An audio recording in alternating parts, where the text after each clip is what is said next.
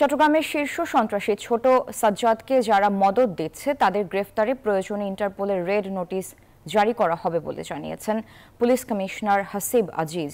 রোববার দুপুরে সিএমপি কার্যালয় প্রেস ব্রিফিংয়ে তিনি কথা জানান। নগরের সন্ত্রাসীদের বিরুদ্ধে কঠোর অবস্থানের কথা জানান তিনি।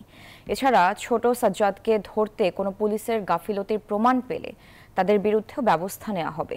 সাজ্জাদের বিরুদ্ধে 15টি মামলা রয়েছে। তাকে শনিবার ঢাকায় গ্রেফতার করা হয়।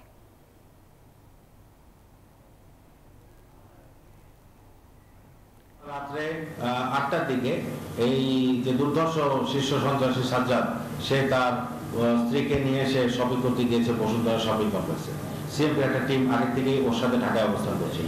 যখন এটা ইনফরমেশন যখন কনফার্ম হয় যে না ঠিক আছে লোকেশন পিক পয়েন্টে, তখনই তারা ওখানে বসুন্ধরা শপিং কমপ্লেক্সে গিয়ে তাকে গ্রেফতার করে।